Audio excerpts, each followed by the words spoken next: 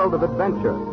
Time to forget for the next half hour the four walls of today and escape beyond the horizons of the mind to yesterday and tomorrow. CBS and its affiliated stations present Escape.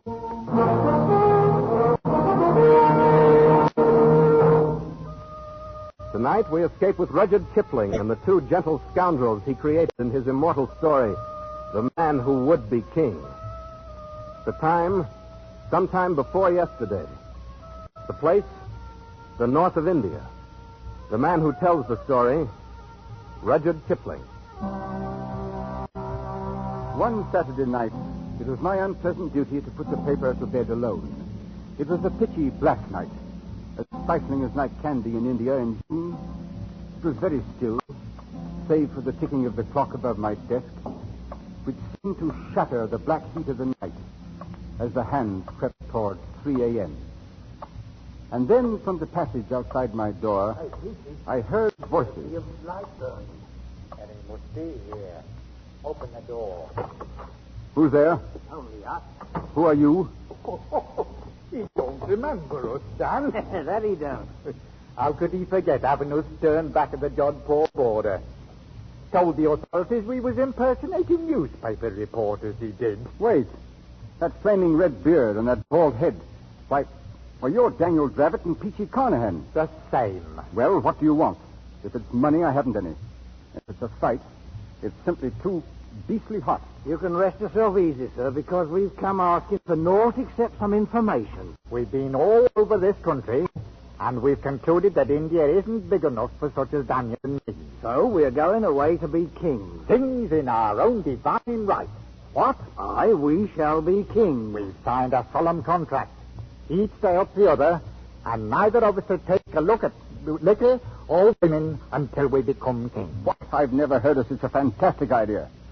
But what is it you want of me? Naught but to look at such maps of Kafiristan as you might have about. Maps of Kafiristan? That's where we've decided to go. But don't you realize that not one single Englishman has ever gone into the Kafiristan mountains and lived to come out again?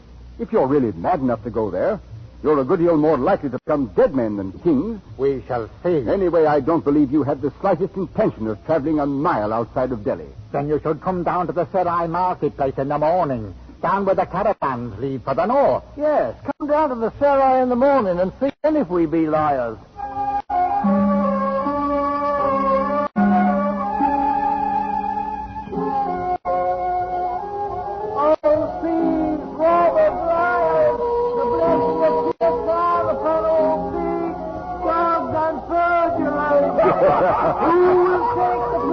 You should not laugh at him, Sahib. The witless are under the protection of Allah. Quite so, boy. Who is the fellow anyway? A mad priest, Sahib, who has arrived only this morning from Ajmer. Yes, Sahib. Come to look at my camels, loaded with toys to please the eye of an Amir. Oh, here, now, go about your business. I haven't any use for toys. These are wondrous toys indeed, Sahib. Fit for a king of Kafiristan. What? Good Lord. Daniel Dravett. Quiet. Come along. I've two camels just beyond the wall here. The blessings of Pirkan on the gracious Sahib, who consents to look at the poor toys of a priest from Ajmer. Over this way. Where's Carnahan? Here we are. Permit me to present my servant, Hazir Mir Khan. At your service, goodman. Well, I'll be... Did you like our disguises? Do they pass? If they fool this crowd in the Sarai, they're probably good enough to get you across the border and good enough to get you killed. Getting killed is no part of the contract Peachy and me drawed up. Although perhaps killing fits in with our plans in a different sense. Feel around underneath the toys there in the camel bags. What? Go ahead. Good Lord. Rifles. 20 brand new martinis with ammunition to match. And 20 good reasons to make your death certain. Any Pathan of the hill tribes would kill his own mother to get a rifle. Now, who would harm a poor mad priest, Sahib? Allah protects me. Mad is right. Then so was Lord Clive and Rhodes and Bonaparte. Drive out the camels, Peachy. We've a long way to go before we become kings. Hey, up! As I stood and listened to the camel bells fade away in the distance, I wondered, wonders if it might not be a glorious thing to go to Suspense and be a king.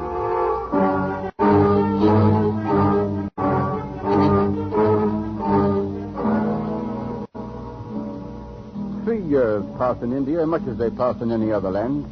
It grows, then the rains come, and then the heat again. Some colonel at a hill station puts down an uprising. A new viceroy comes out from London, and the paper duly records the death of a sultan in Rajputana, and the trees in the courtyard grow a few feet taller. Finally, time in its circle turned up another night, much like the one 3 years before. Once again, I sat alone in the office, listening to the clock and waiting for some unimportant item to come over the wire from Europe. It was long after midnight when my office door slowly opened. I say, look here, you might knock first, you know. No. Good Lord, man. What's wrong? You don't know who I am, do you? No, I haven't the faintest idea. But here, you'd better sit down, old fellow. You're in a bad way.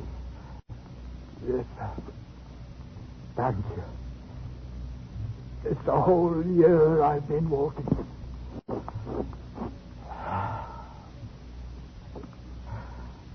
Right here in this very office we settled it. You sitting right there and giving us the maps.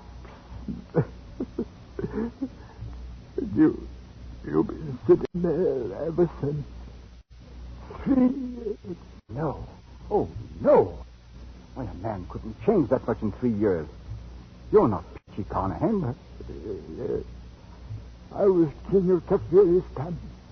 Me and Daniel Dravitt. Real crown kings we was. Just as true as gospel. What in the name of heaven have they done to you, Peachy? Peachy? I knew Peachy Carnahan, but he's a king. Wears a real golden crown on his head. Top, he does. He's dead now, though. No. You're Peachy Carnahan. You must pull yourself together, man. Pull myself. You've got to keep looking into my eyes. And maybe everything will go to pieces. All right. Now, tell me what happened, Peachy. We left the caravan at Jagdala. We struck off into the hills alone. Go on. Weeks it was we traveled, Daniel and me.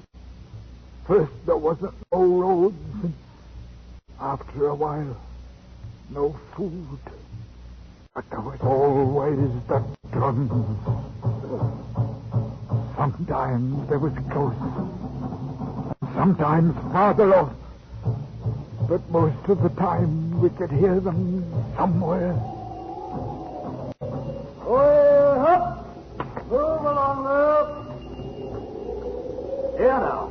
No place to be stopping. Up with you. I'm fearing it's no use, Daniel. What's got into it?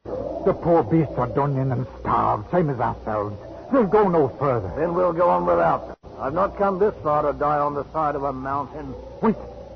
Look, Daniel. Over the edge of the rocks. What? Oh, men they are. There'll be a score or more of them. One goes ahead of the rest. And naught but bows and arrows. Break out a pair of the rifles, Peachy. That's right, Daniel. Now that you start to become king. Here, some cartridges, too. Easy now, Peachy. I'll drop the straggler at the rear first, and then we'll lay a few at their feet. No arm to the one in front. We may need him. Now.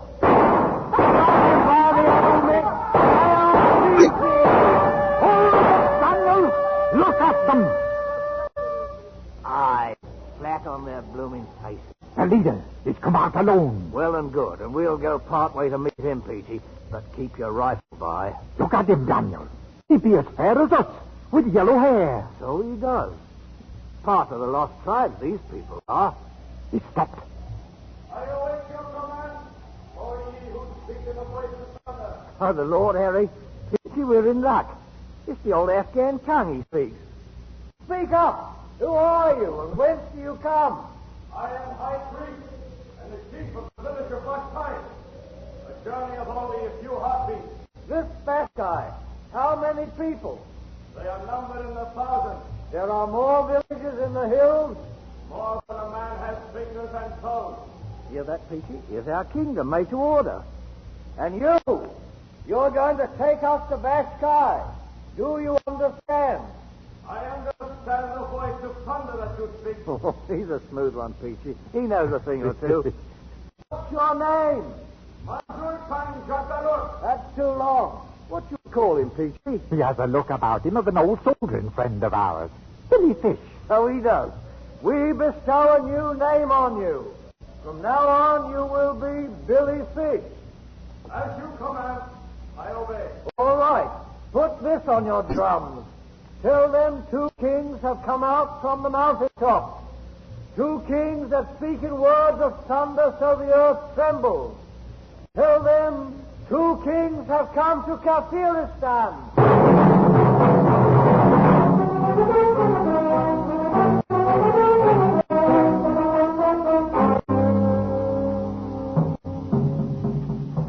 That you, Peachy? Daniel, why be you sitting here in the dark? I've been thinking. A man has to stop and think sometimes. About anything special, Daniel? Look at them, Peachy. Look at their blinking campfires are gleaming in the dark like the jewels in a crown. Aye, Daniel. You've done a fine job for sure. All 23 villages you joined together as one. 'Tis the army you trained to be thanked for it. 2,000 men with a fair knowledge of bearing arms. Some's a bit green at it yet. They're ours now, every man, jack, woman, and child. We own 'em, body and soul. Aye, we're kings now, Daniel. Not proper kings yet, but we will be. Sooner than you think, Peachy. How's that? Billy Fish told me something today that fair amazed me. These people know the craft. You mean they're Freemasons, Daniel? It ain't no wise possible. So help me, it's gospel true. He give me the grip and everything. It's old, the craft is, older than the memory of man. And up here in the hills, they've been preserving it all these years. Why, some of the high priests know up through the fellow craft, but they don't know the 3rd degree. See it, Peachy? They don't know the 3rd degree, but we do. Daniel, what is it you're fixing to do? We're going to be proper kings.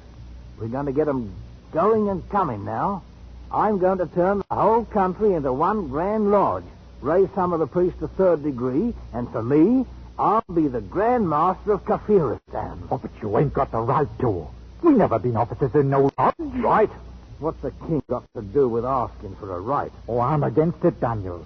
It's no good to go fooling around with the crap. Ah, you talk like an old woman. The thing'll work. I know it will. We'll make it a blooming ceremony. Regular aprons with the symbol and the marks. All of us, Peachy. The kings of Kafiristan.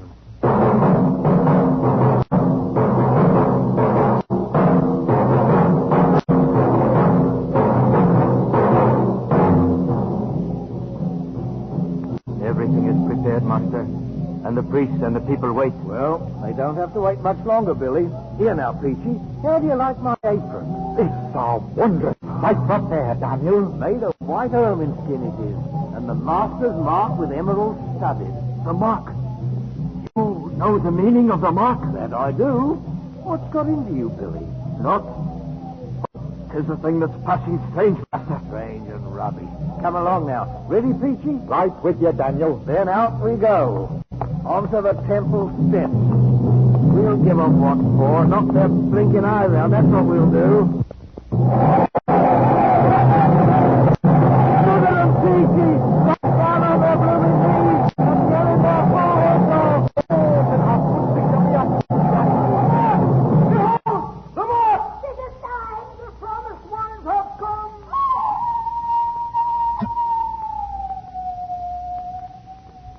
Here now. What's wrong with the priest, Billy? It looks like trouble, Daniel. No. Stand where you are, Master. They recognize the mark. That great stone in the floor. Why do they turn it over? Wait.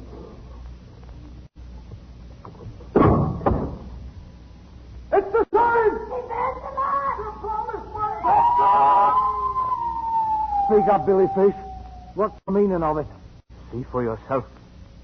Look. Daniel, carved on the back of the stone. Is the master's mark all right? And the same as the sign you wear. Only a few of the priests have known of the hidden mark on the stone. What does it mean? The many who have doubted you were a god doubt no longer. And you, Billy? What do you think? I, master? I think that now it is the time for these. Daniel, golden crowns. Aye, how they glitter. Fit for the brow of a king. 'Tis what we came for. Here now, put 'em on. We'll crown ourselves in our own right.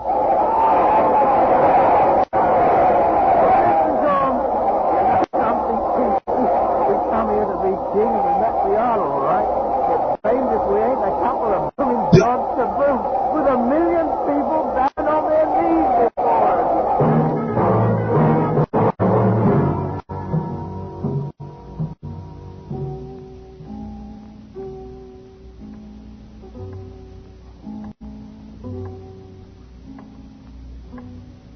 Well enough, Peachy. So it was gods you became as well as kings. But then, what happened? What became of Daniel's rep? Robert, I knew Daniel's Robert once. He's a king now, Daniel is. Where's the golden crown? Conan was with him. Peachy, try to pull yourself together. I'll try. Now, you became kings, you and Daniel. Kings of all Kafiristan. He was a fine figure, Daniel was, with his red head wearing that golden crown.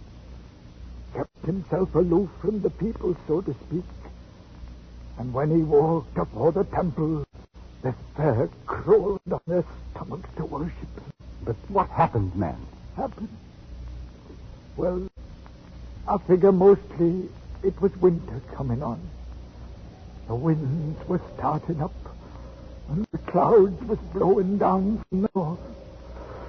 Oh, it could blow beastly cold, that winter wind.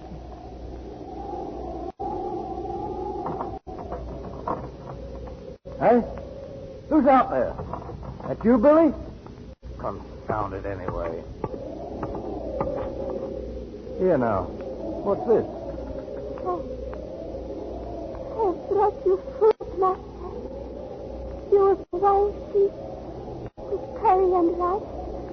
Up off your knees, girl. Bring it inside. Thank you, Master. Place it there. Now, you're a well-favored wench. I do not understand. Why were you crawling on your knees? It is a fitting way to approach the god of Kafiristan. What's your name, girl? Maruma Benja. Marum, eh? You married? It has not yet been my happy fortune, Master. You afraid of me? You are a god. I mean, how do I seem to you? Do you find me pleasing or what? Your face is more wondrous than the noonday sun. And your look of eagles. Very well, you may leave now. Thank you, Master. Marum, eh? Peachy! Peachy! You calling me, Daniel? Oh, the food's here, eh? Good. Knock that wind outside. Winter's about due to strike and fill the trails with snow. There'll be little moving about afore spring. But you are. Peachy, I've decided to take a wife. But you can't do it, Daniel. We made a contract. That was till we was kings. Well, kings we've been many months now. Oh, but it's no good. I tell you now, I'm against it. Against it. You was against using the cross, too. But look what it done for us. Oh, but this is different. Billy Fish will tell you no, too, the same as I do. Billy Fish, huh? Who's the king here, him or me? My mind's made up. 3 days from now, I shall have me a wife. And you can put it on the drums and tell every blighter out there in the hills. The kingdom of Kafiristan is going to have a queen.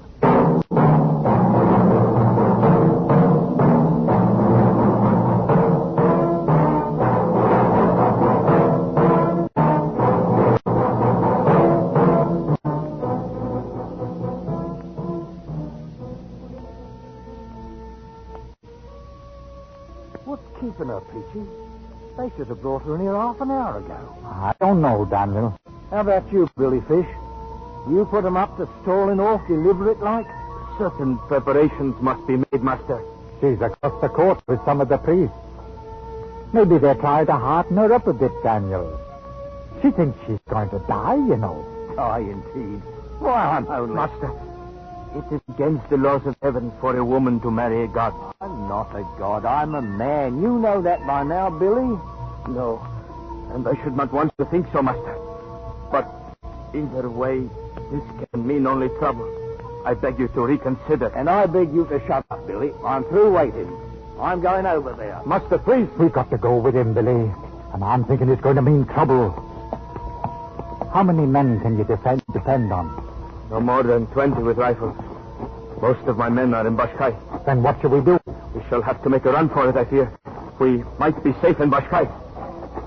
Go on now, you struggling fools. Bring out the girl. Well, now, that's better. Here, girl, this is no way for a bride to behave. Just smile now and give us a kiss. Oh! The wench is bitten. Master, don't let them see the blood.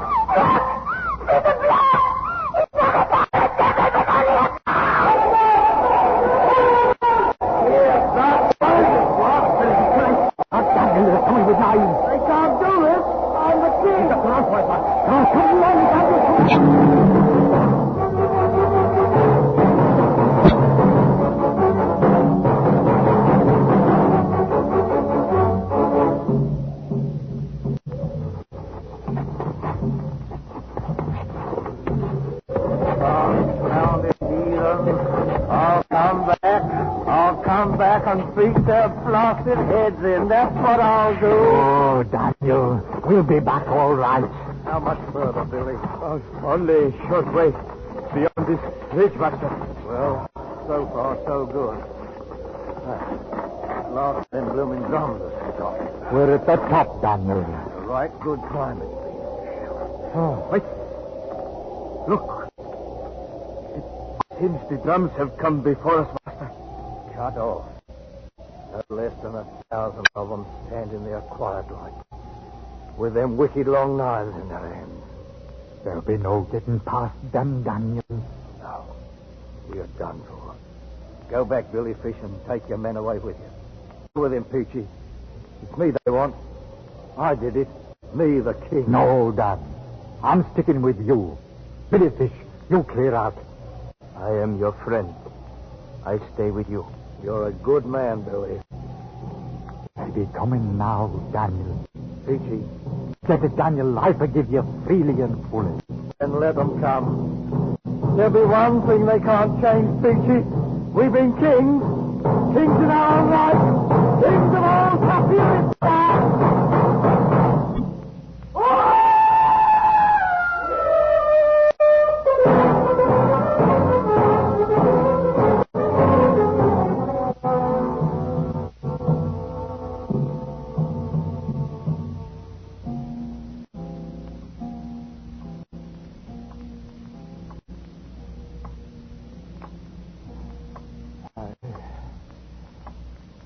Sliced open poor Billy Fish like a blooming hell in their bed.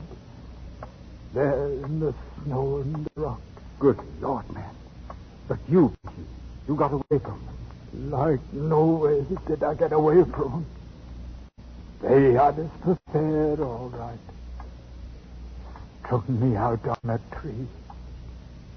Drove nails right through my hands, they did. See? But I fooled them all right. 'Cause morning came, I wasn't nowise dead. And then I made them think I'd lost my senses. I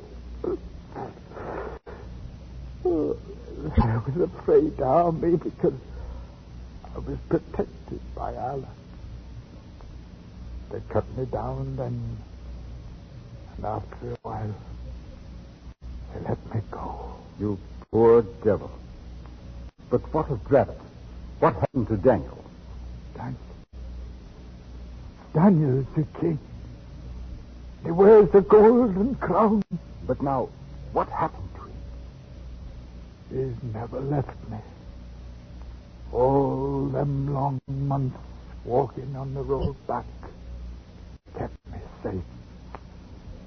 The mountains, they danced at night. But Daniel held up his hands and Peachy came along, bent double. I never let go of Daniel's hand. That Daniel's head that they gave me in the temple as a present is with me now. Here, in this bundle. You knew old Daniel's. Him that was a monarch once. Look at him now.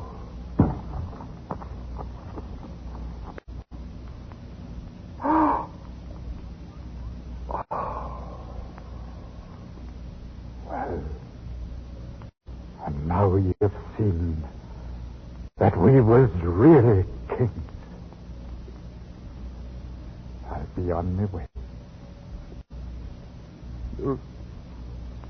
You'll pardon me, sir?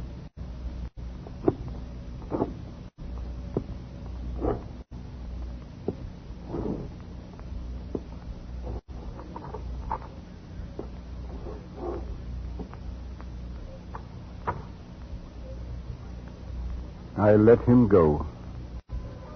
There was little else to do. He was only hours away from his death. I sat there and stared at the bundle he had left lying on my desk. Stared as the pale shaft of dawn struck fire in the red beard. Stared at the golden crown, sitting too large and heavy upon the wrinkled, mummified head of Daniel Dravett, the man who would be king.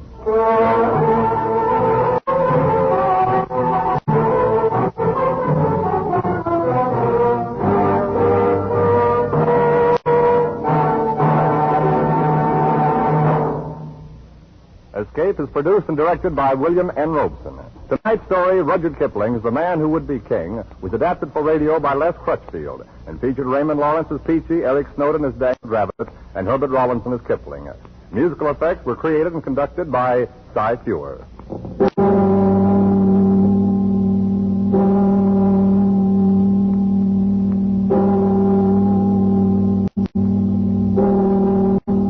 Next week, CBS and its affiliated stations invite you to escape in Operation Fleur de Lis, an episode from the files of the OSS. And so, good night, until a week from tonight, when again we invite you to escape.